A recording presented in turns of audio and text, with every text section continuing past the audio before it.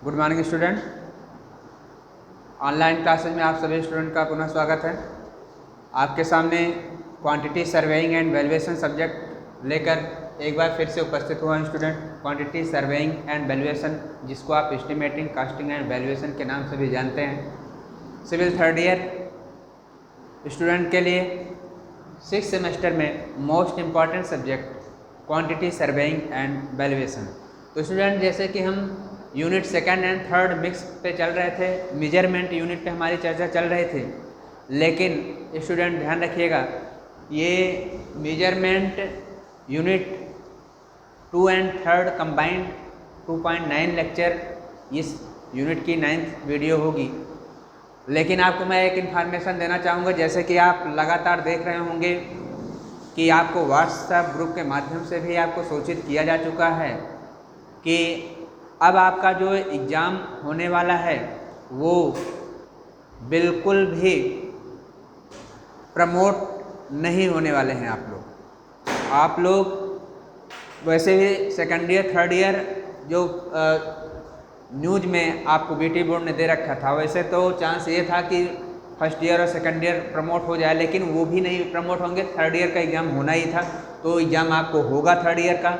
और जैसा कि आपको डेट भी पता चल गई है कि जुलाई के सेकंड या थर्ड वीक में ये एग्ज़ाम होने हैं। और साथ ही साथ अब जो आपका एग्ज़ाम होगा स्टूडेंट, वो बहुत ही चेंज किया गया है। मतलब पहली बार ऐसा होगा जो कि आप लोगों का एग्ज़ाम ऑब्जेक्टिव होगा। ध्यान दीजिएगा, ऑब्जेक्टिव एग्ज़ाम आपका होगा स्टूडेंट। इसलिए आप ध्यान रखिएगा कि अब तक जो हमने आपको वीडियो बनाया था, जो अब तक हमने आपको यूनिट पे चर्चा किया था, वो मैं सब्जेक्टिव के नज़रिए से किया था स्टूडेंट। ठीक है, तो आपका पेपर जो होगा स्टूडेंट वो कैसे होगा, ऑब्जेक्टिव पर होगा।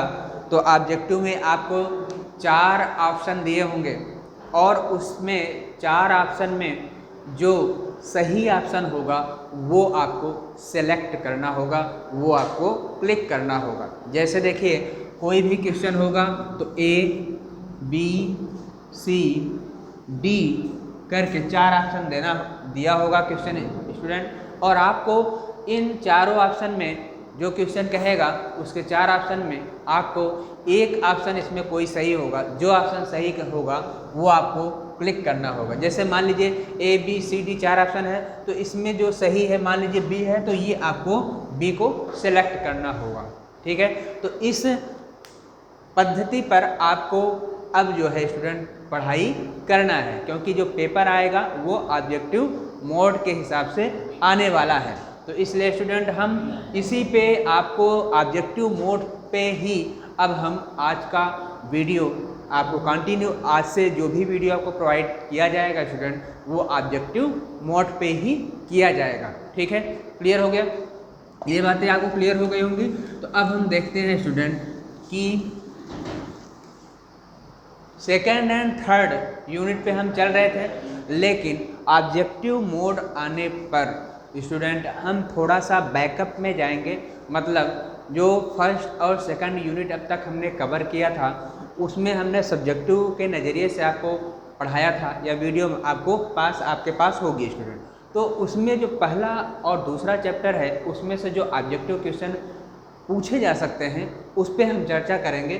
फिर आपको कंबाइंड में आएंगे सेकंड थर्ड वाले यूनिट पे, उस पर हम चर्चा करेंगे। तो आइए देखते हैं ऑब्जेक्टिव क्वेश्चन हम चर्चा कर रहे हैं स्टूडेंट पहले पे, यूनिट फर्स्ट पे। ध्यान दीजिएगा, यूनिट फर्स्ट पर। ठीक, objective question, objective question, objective question. मैंने आपको बताया स्टूडेंट, ऑब्जेक्टिव क्वेश्चन आपको जो मैंने पीडीएफ भेज चुका हूँ लगभग 3 चैप्टर का कंबाइंड में, वो आप स्टडी कर चुके होंगे अच्छी तरीके से। अब उस पर से अगर ऑब्जेक्टिव पूछता है तो आप आसानी के साथ उसके क्वेश्चन सॉल्व कर सकते हैं। तो आइए देखते हैं कैसे हम ऑब्जेक्टिव क्वेश्चन अगर आता है तो कैसे आप सॉल्व करोगे क्वेश्चन को। जैसे पहला क्वेश्चन स्टूडेंट, अगर आपसे पूछ ले कि किसी परियोजना के निर्माण की लागत, ध्यान दीजिएगा, किसी परियोजना की निर्माण की लागत के मूल्यांकन करने की विधि, आपसे क्वेश्चन पूछ सकता है किसी परियोजना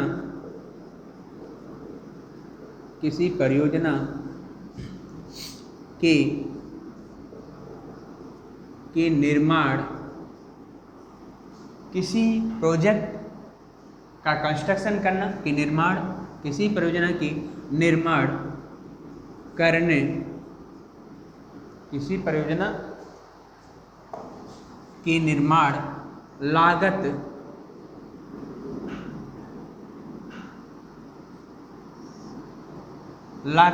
किसी परियोजना की निर्माण लागत का आकलन करना या गणना करना, आकलन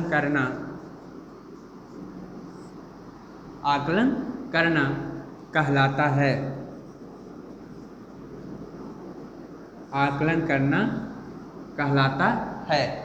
ठीक है, आपसे पूछ ले कि किसी परियोजना के निर्माण की लागत का आकलन करना या मूल्यांकन करना, आकलन करना या मूल्यांकन करना,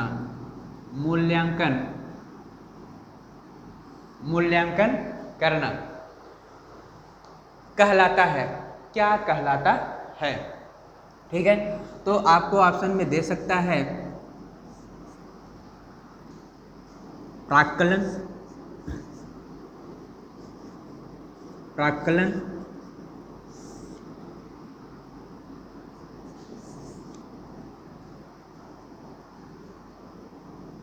ठेका,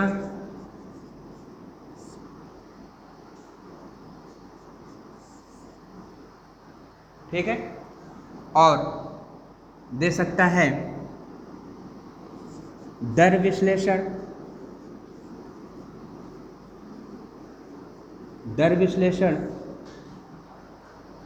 चौथा ऑप्शन दे सकता है स्टूडेंट इनमें से कोई नहीं, इनमें से कोई नहीं। ठीक है, तो जैसे कि मैं आपको पहले चैप्टर में बताया था स्टूडेंट, किसी भी प्रोजेक्ट को निर्माण करने से पहले उस प्रोजेक्ट के बारे में आकलन करना या उसका मूल्यांकन करना क्या कहलाता है? एस्टीमेट कहलाता है, प्राक्कलन कहलाता है। क्लियर हो गया होगा? तो आपको समझ में आ गया होगा कि जो मैंने आपको थ्योरी बताया था सब्जेक्टिव बेस्ड, जो आपको सब्जेक्टिव बेस्ड मैंने बताया था, जो पीडीएफ मैंने प्रोवाइड किया था, वो अगर आप लोग सही ढंग से पढ़े होंगे और पिछला वीडियो आप स्टूडेंट सही ढंग से पढ़े होंगे तो उसमें आपको इस क्वेश्चन में कोई कन्फ्यूजन नहीं होना चाहिए। क्लियर हो गया? तो किसी परियोजना की निर्माण लागत का आकलन या मूल्यांकन करना कहलाता है, क्या कहलाता है? प्राक्कलन कहलाता है, प्राक्कलन कहलाता है। तो आपका ये चारों ऑप्शन में से आपका आंसर ए सही हुआ स्टूडेंट, ये आपका सही हो जाएगा। क्लियर हो गया? इस बेस पे स्टूडेंट आपको ऑब्जेक्टिव क्वेश्चन जो है करने होंगे। ठीक है, इसी प्रकार हम नेक्स्ट क्वेश्चन देखते हैं स्टूडेंट। जैसे मान लीजिए किसी संरचना, दूसरा क्वेश्चन, किसी संरचना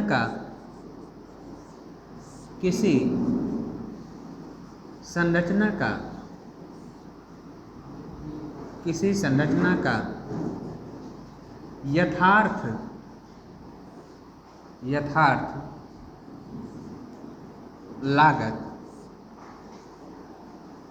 लागत ज्ञात करना कहलाता है।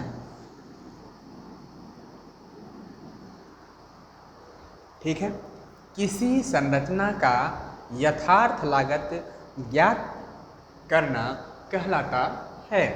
तो ध्यान दीजिए, ऑप्शन में आपको दे सकता है प्रारंभिक प्राक्कलन, प्रारंभिक प्राक्कलन,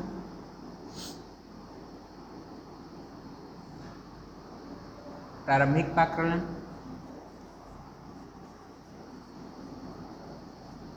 विस्तृत प्राक्कलन, विस्तृत प्राक्कलन,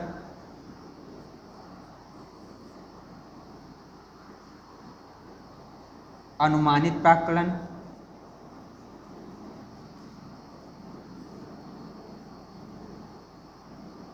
अनुमानित प्राक्कलन।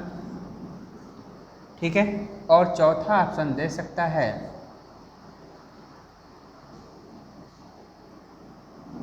ठेका प्राक्कलन, ठेका प्राक्कलन। क्वेश्चन समझिए, देखिए स्टूडेंट, किसी संरचना का यथार्थ लागत ज्ञात करना कहलाता है। मैंने आपको बताया था किसी भी प्रोजेक्ट को हम निर्माण करने से पहले उसके बारे में कितना मटेरियल चाहिए, कितना मैन पावर चाहिए और टोटल उस पर कितना खर्च आएगा, अर्थात टोटल उस प्रोजेक्ट पर कितना खर्च आएगा, उसको निकालने की जो प्रक्रिया होती है वो तो आपकी प्राक्कलन कहलाती है। और मैंने ये बताया था, अब ये जो प्राक्कलन है उसको निकालने के लिए हमने बताया दो विधि का प्रयोग करते हैं। एक तो आपका प्रारंभिक करते हैं और एक दूसरा मतलब डिटेल प्राक्कलन करते हैं। मैंने दो भागों में डिवाइड किया था, मेनली एक प्राइमरी या प्रिलिमिनरी एस्टीमेट और दूसरा डिटेल एस्टीमेट। और ये मैंने बताया था स्टूडेंट, जो प्रारंभिक प्राक्कलन होता है वो कम परिशुद्धता के मान के लिए, मतलब रफली जो है किसी भी प्रोजेक्ट का एस्टीमेट निकालना हो तो प्रिलिमिनरी को हम तरजीह देते हैं। लेकिन जब हमें किसी भी प्रोजेक्ट को सही आकलन, मतलब पूरी तरीके से शुद्धता के साथ प्रत्येक आइटम के बारे में पूरा डिटेल से जानकारी प्राप्त करना हो, अर्थात पूरी शुद्धता के साथ प्राक्कलन को ज्ञात करना हो, तब स्टूडेंट हम कौन से प्राक्कलन करते हैं? हम विस्तृत प्राक्कलन करते हैं, डिटेल प्राक्कलन करते हैं। तो अब आपको क्वेश्चन समझ में आ गया होगा कि किसी भी प्रोजेक्ट को हम जो शुद्धता के साथ यथार्थ मान, यहाँ पे देखिए ध्यान रखिए, यहाँ पे यथार्थ दिया है स्टूडेंट, यथार्थ लागत मतलब शुद्धता के साथ।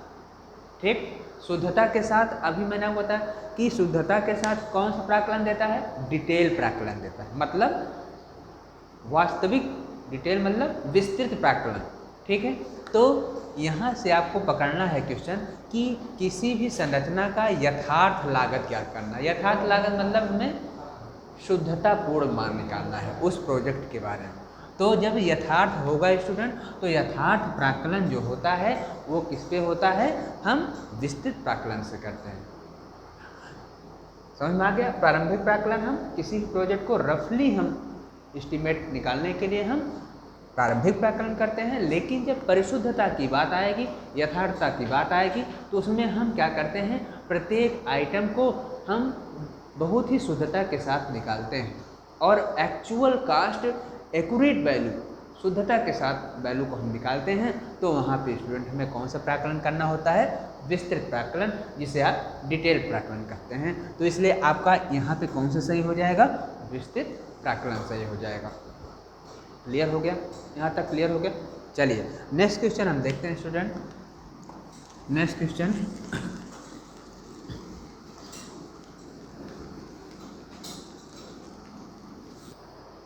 आई थिंक आप समझ गए होंगे स्टूडेंट कि जो ऑब्जेक्टिव मोड पे पेपर होने वाला है आपका, वो जो मैंने आपको एग्जाम्पल बताया कुछ इसी प्रकार से होंगे। तो अब हम इसी प्रकार से हम रिकेप कर रहे हैं, मतलब कि जो आपको पढ़ाया जा चुका है स्टूडेंट, उस पे जो मोस्ट अवेटेड क्वेश्चन है, जो मोस्ट इम्पॉर्टेंट क्वेश्चन है, मल्टीपल चॉइस क्वेश्चन है, उस पे हम लगातार अब नेक्स्ट वीडियो में हम चर्चा आपसे करते रहेंगे स्टूडेंट। अर्थात हम यूनिट फर्स्ट पे और भी जो रिमेनिंग पार्ट है ऑब्जेक्टिव टाइप क्वेश्चन, उसको हम नेक्स्ट वीडियो में चर्चा करेंगे। आज का वीडियो हम यहीं पिन करते हैं स्टूडेंट। और एक बार मैं फिर से आपको आगाह कर देना चाहता हूँ कि आपका एग्ज़ाम जुलाई सेकंड वीक या थर्ड वीक में होने वाला है और ऑब्जेक्टिव मोड में होने वाला है। तो इसलिए आप पूरी तरीके से घर पे सुरक्षित पूर्वक आप रह रहे हैं, अच्छी बात है, लेकिन इसके साथ बिल्कुल ही हिला हवाली ना करते हुए आप अपने पढ़ाई पे फोकस करिए और आपका एग्ज़ाम के 1 महीने भी से भी कम टाइम बचा है वो स्टूडेंट। तो आज का वीडियो हम यहीं पिन करते हैं। धन्यवाद।